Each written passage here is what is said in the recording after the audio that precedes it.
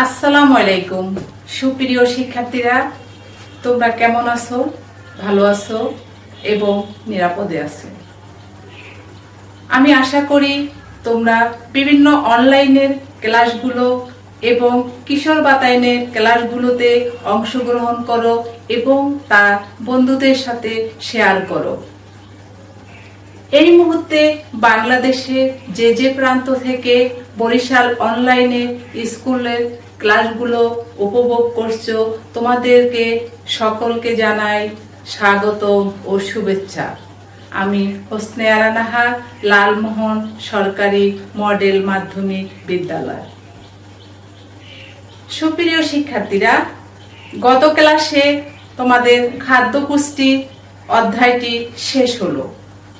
আজ আমরা একটি নতুন অধ্যায় নিয়ে তোমাদের সামনে হাজির হয়েছি।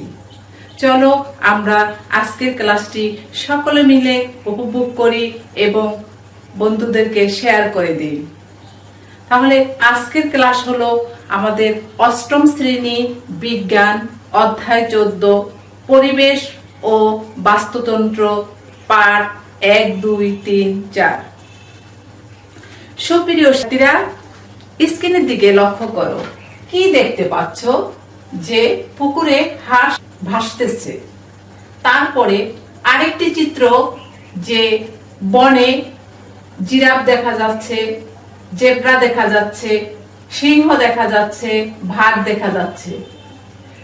আরেকটি ছবিতে পুকুরে মাছ ধরতেছে। তারপরে আরেকটি চিত্রে যে একটি ক্ষুদ্র পোকা, মাকড়সা।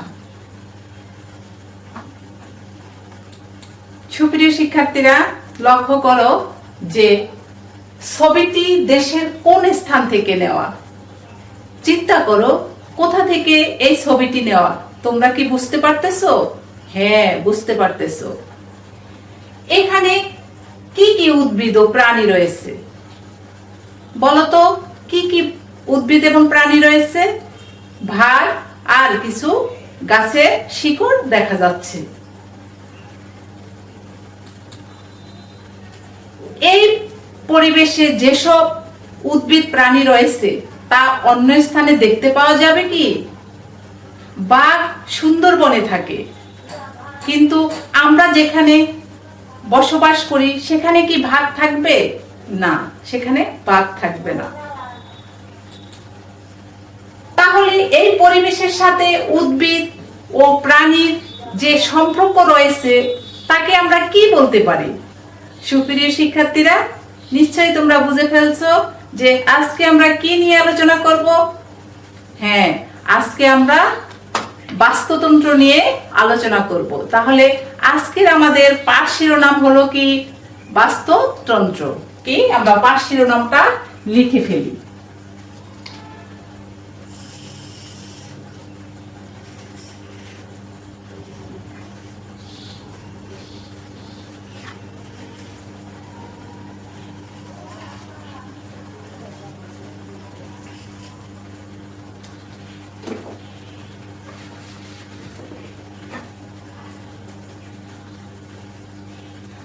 তাহলে আজকে আমরা পাঠ শিরোনাম হলো, এখন পাঠ শিরোনাম শেষ হলো, আমরা শিখন ফলে চলে যাই।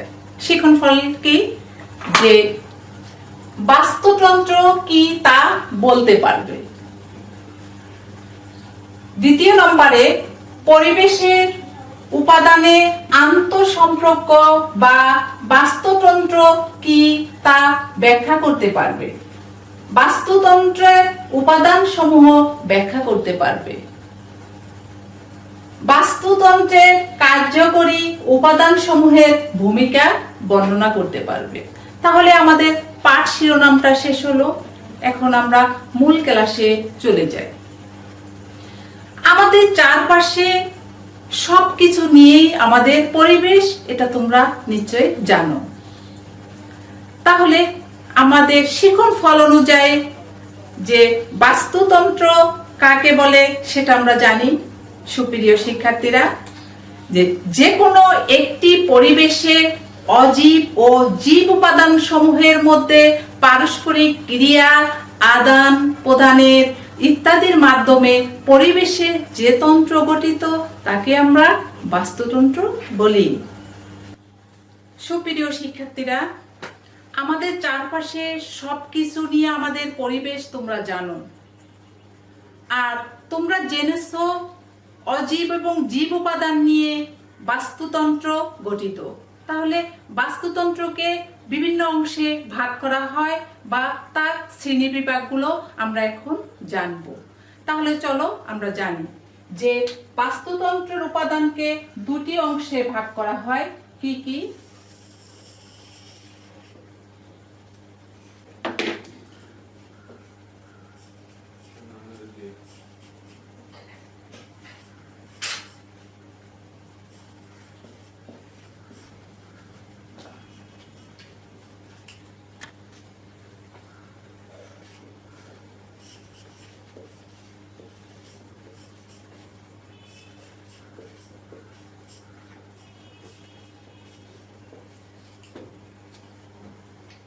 অজীব উপাদান আর জীব উপাদান।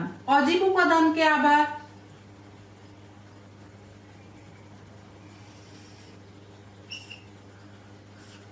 দুটি অংশে ভাগ করা হয়। একটা হলো অজৈব বা ভৌত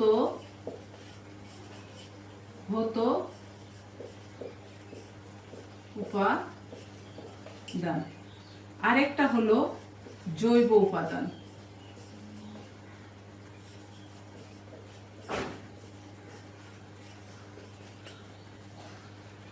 আর জীব উপাদানকে তিনটি অংশে ভাগ করা হয়েছে। সে তিনটা অংশ,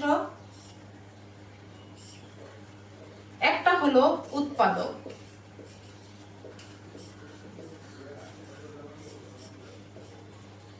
দ্বিতীয় হলো খাদক,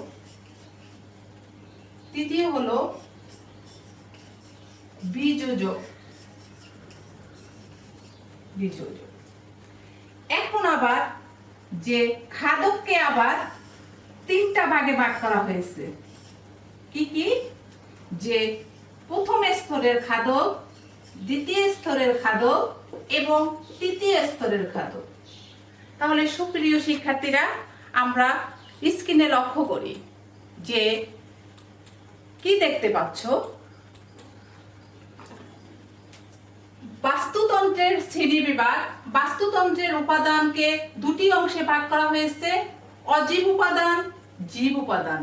জীব উপাদানকে আবার দুই ভাগে ভাগ করা হয়েছে, অজৈব উপাদান আর জৈব উপাদান। আর জীব উপাদানকে আবার তিন ভাগে ভাগ করা হয়েছে, উৎপাদক, খাদক, বিয়োজক। আর খাদককে আবার তিন ভাগে ভাগ করা হয়েছে। কি কি? প্রথম স্তরের খাদক, দ্বিতীয় স্তরের খাদক এবং তৃতীয় স্তরের খাদক। সুপ্রিয় শিক্ষার্থীরা, তাহলে আমরা বাস্তুতন্ত্রের শ্রেণীবিভাগ জানলাম।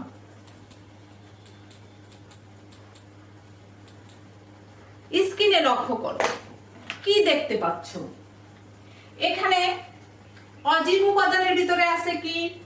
অজীব উপাদানের ভিতরে আছে আমাদের যে অক্সিজেন, আর আছে কি? Carbon die oxide. এগুলো হলো অজীব উপাদান। আর কি কি আছে?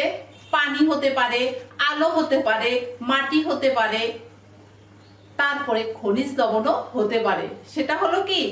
অজীব উপাদান। আর জীব উপাদানের ভিতরে আছে যে আমাদের উৎপাদক, খাদক, বীজযোগ।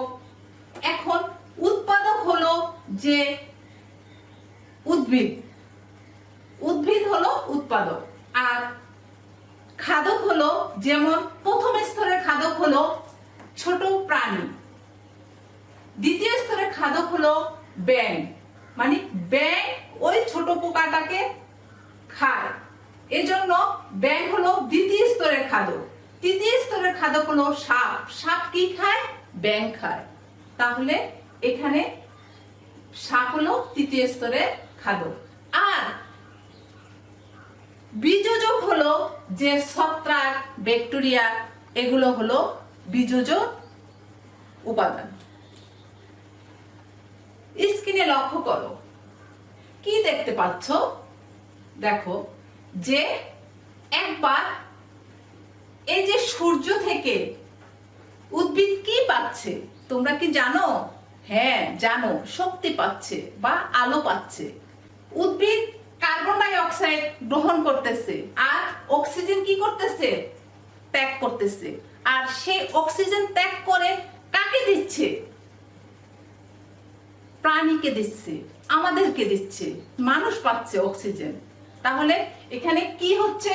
যে সূর্য আলো দিতেছে, উদ্ভিদ কার্বন ডাই অক্সাইডে, মানুষ থেকে কার্বন ডাই অক্সাইড যাচ্ছে, সেটা উদ্ভিদ গ্রহণ করতেছে আর অক্সিজেন মানুষকে দিচ্ছে বা প্রাণীকে দিচ্ছে।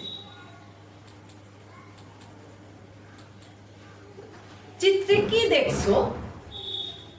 চিত্রে কি দেখা যাচ্ছে? এই যে মানুষ হাঁটতেছে, সে কি ত্যাগ করে? কার্বন ডাই অক্সাইড ত্যাগ করতেছে। আর এখানে আরেকজন মানুষ ব্যায়াম করতেছে, সে কি গ্রহণ করতেছে?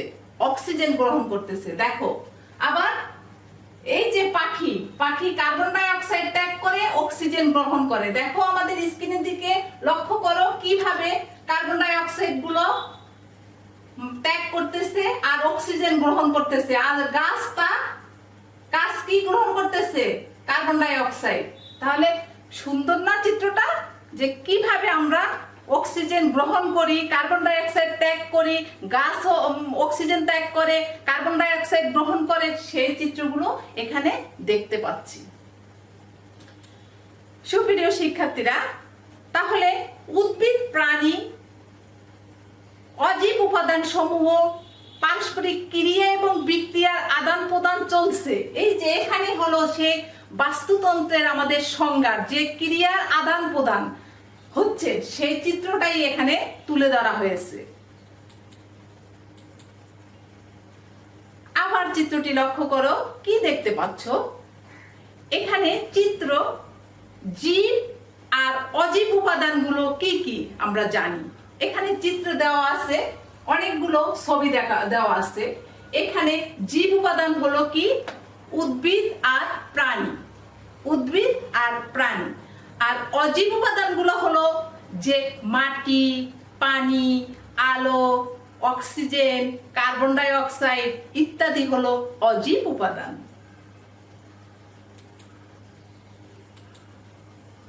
দেখো স্ক্রিনে লক্ষ্য করো যে অজীব উপাদানের ভিতরে যে অজৈব উপাদানগুলো কি কি? অজীব উপাদানকে আমরা কয়টি অংশে ভাগ করেছি? দুইটি অংশে ভাগ করেছি। একটা হলো অজৈব বা ভৌত উপাদান। তাহলে আমরা জানি অজৈব এবং ভৌত উপাদানগুলো কি কি? সেটা হলো আলো, পানি, বায়ু, খনিজ লবণ, তাপ, আর্দ্রতা। আর জৈব উপাদানের ভিতরে হলো জীবের মৃত এবং গলিত অংশটুকু হলো জৈব উপাদান। এছাড়া যে বীজযোগ হলো কি? ব্যাকটেরিয়া, ছত্রাক দ্বারা জৈব অজৈব দ্রব্যাদি রূপান্তরিত হয়। চিত্র লক্ষ্য করো যে একটি সুন্দর পাতা দেখতে পাচ্ছ। কি তোমরা কি পাতা আঁকতে পারো সুপ্রিয় শিক্ষার্থীরা? হ্যাঁ, তোমরা পাতা আঁকতে পারবে।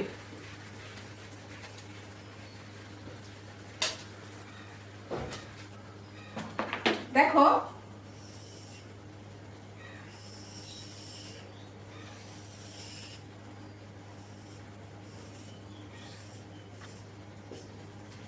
একটি পাতা। এখন এই পাতা কি গ্রহণ করে সুপ্রিয় শিক্ষার্থীরা? তোমরা কি বলতে পারবে পাতা কি গ্রহণ করে? পাতা গ্রহণ করে কার্বন ডাই অক্সাইড। আর কি গ্রহণ করে? পানি গ্রহণ করে, পানি। আর কি গ্রহণ করে? যে সূর্য থেকে আলো গ্রহণ করে। পাতা এখন ত্যাগ করে কি? দেখো পাতা কি কি ত্যাগ করে। একটা হলো শর্করা, আর একটা হলো যে অক্সিজেন, যা ছাড়া মানুষ বাঁচতে পারে না, আমি তুমি কেউ, তোমরা কেউ বাঁচতে পারবে না, সেই অক্সিজেনটা ত্যাগ করে। তাহলে কি তোমরা বুঝতে পারছো? সবুজ উদ্ভিদ এই প্রক্রিয়ায় খাদ্য গ্রহণ করে, যার উপর বাস্তুতন্ত্রের সকল প্রাণী খাদ্যের জন্য প্রত্যক্ষ পরোক্ষভাবে নির্ভরশীল, এবং সকল সবুজ উদ্ভিদ হলো উৎপাদক। তাহলে সকল প্রকার সবুজ উদ্ভিদে হলো কি? উৎপাদক। এখন স্ক্রিনে লক্ষ্য করো, আমরা জীব উপাদান সম্পর্কে জানি যে এখানে দেওয়া আছে কি? সবুজ উদ্ভিদ। তাহলে আমরা জানি সকল প্রকার সবুজ উদ্ভিদে উৎপাদক। তাহলে উৎপাদক এই যে প্রাণী বা পোকা, এই পোকাটা কি খায়? সবুজ উদ্ভিদ। সে হলো কি? প্রথম স্তরের খাদক। প্রথম স্তরের খাদক কাকে বলি? যে সকল প্রাণী উদ্ভিদ বুঝি তারা প্রথম স্তরের খাদক, মানে উদ্ভিদ খায়। এই পোকাটা কি খায়? উদ্ভিদ খায়। তাহলে এটা কি? প্রথম স্তরের খাদক। যেমন হতে পারে গরু, ছাগল হলো প্রথম স্তরের খাদক। দ্বিতীয় স্তরের খাদক হলো যে যারা প্রথম স্তরের খাদক খায়, প্রথম স্তরের খাদক খায়, তারা হলো দ্বিতীয় স্তরের খাদক। যেমন এই পোকা খায় কে? ব্যাঙ। আর তৃতীয় স্তরের খাদক হলো যে দ্বিতীয় স্তরের খাদক যে খায়, সে হলো তৃতীয় স্তরের খাদক। এখন এই যে পাখি, বাজ পাখি, এটা সর্বোচ্চ স্তরের খাদক। কেন? এটা সবগুলো খায়। এটা সাপ খায়, ব্যাঙ খায়, পোকা খায়। তাহলে এটাকে সর্বস্তরের খাদক বলা হয়। কোন কোন প্রাণী একাধিক স্তরের খাবার খায়, এরা সর্বভুক প্রাণী, এরা সকল খাদ্যই খায়। প্রত্যক্ষ পরোক্ষ ভাগ করা হলো কেন? আমরা লক্ষ্য করি যে প্রথম স্তরের খাদ্য হরিণ, ছাগল, গরু। দ্বিতীয় এবং তৃতীয় স্তরের খাদ্য মাছ, পাখি, ব্যাঙ, বক, কচ্ছপ, মানুষ। এগুলো হলো কি? যে খাদক। আর উৎপাদক হলো কি? যে সকল সজীব বা সবুজ উদ্ভিদ। আর বীজযোগ হলো যে এদের মৃতদেহ পচনকারী ব্যাকটেরিয়া ও ছত্রাক বীজোজিত করে খাদ্য গ্রহণ করে এবং অবশিষ্ট মাটি ও বায়ুতে জমা হয়, সেটা হলো বীজযোগ। হ্যাঁ সুপ্রিয় শিক্ষার্থীরা, তাহলে জীব উপাদানের তিনটি ভাগে ভাগ করা হয়েছে, সেটা আমরা জানলাম। উৎপাদক, খাদক এবং বীজযোগ, এই তিনটা অংশে। এখন বাস্তুতন্ত্রের প্রকারভেদ। প্রাকৃতিক পরিবেশে বা দু ধরনের বাস্তুতন্ত্র রয়েছে। কি কি? একটা হলো স্থলজ, একটা হলো জলজ। আমরা সেটা আলোচনা করি।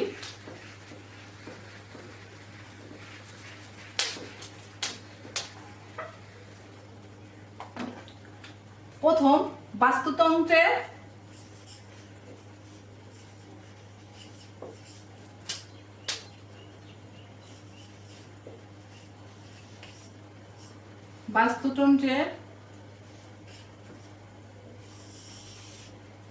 দুইটা অংশে ভাগ করা হয়েছে। একটা হলো স্থলজ আর একটা হলো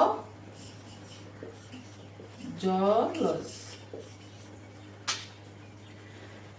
এখন স্থলজ হলো কি?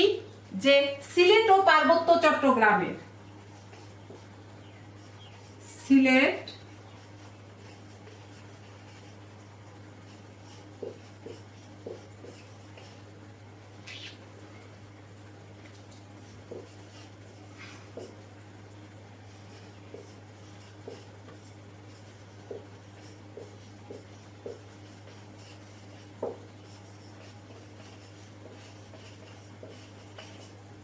তোমরা কি শিখতে পারছো? তাহলে দেখো, স্ক্রিনে লক্ষ্য করো, যে চিত্রের প্রাণীটি কোন স্তরের খাদক? তোমরা কি বলতে পারো? ব্যাং। ব্যাং নিয়ে অনেক আলোচনা করেছি যে ব্যাং কোন স্তরের খাদক। এটা হলো আমাদের দ্বিতীয় এবং তৃতীয় স্তরের খাদক। তারপরের প্রশ্নটি হলো যে সকল সবুজ উদ্ভিদকে উৎপাদক বলা হয় কেন? তোমরা সুন্দর করে লিখতে পারবে যে কেন বলা হয় উৎপাদক। ব্যাকটেরিয়াকে বিয়োজক বলা হয় কেন? তারপরে হলো 5টি অজীব উপাদানের উদাহরণ বলো। তারপরে হলো 5টি প্রথম স্তরের খাদকের নাম বলো। তাহলে প্রথম স্তরের খাদক তো তুমি সংজ্ঞায় জানো, যে সকল প্রাণী, যে উদ্ভিদ বুঝি তারা প্রথম স্তরের খাদক। তাহলে উদ্ভিদ যেসব প্রাণী খায় সেটাই হলো প্রথম স্তরের খাদক। 5টি তৃতীয় স্তরের খাদকের নাম বলো। তাহলে তৃতীয় স্তরের সংজ্ঞা হলো কি? যারা প্রথম এবং দ্বিতীয় স্তরের খাদক খাবার খায় তারা হলো তৃতীয় স্তরের খাদক। তাহলে সেই প্রাণীগুলোর নাম বলে দিবে বা লিখে দিবে। তাহলে সুপ্রিয় শিক্ষার্থীরা, আজকের ক্লাসটি আমাদের শেষ হয়ে গেল। এখন আমাদের বাড়ির কাজ। বাড়ির কাজ কি দেখো। বিদ্যালয়ের বাগানে একটি ছোট বাস্তুতন্ত্র ব্যাখ্যা করো। আজকের ক্লাসে আমরা অনেকগুলো নতুন শব্দ আলোচনা করেছি। সেই নতুন শব্দগুলো কি? যে বাস্তুতন্ত্র, অজৈব উপাদান, জৈব উপাদান, খাদক, বিয়োজক বা বীজযোগ, সর্বভোগ। এই শব্দগুলো সবচেয়ে গুরুত্বপূর্ণ শব্দ ছিল আর আমাদের কাছে নতুন শব্দ ছিল। সুপ্রিয় শিক্ষার্থীরা, আমাদের আজকের ক্লাসটি এখানে শেষ হলো এবং তোমাদের সুস্বাস্থ্য কামনা করে আজকের ক্লাসটি এখানে শেষ করছি। আল্লাহ।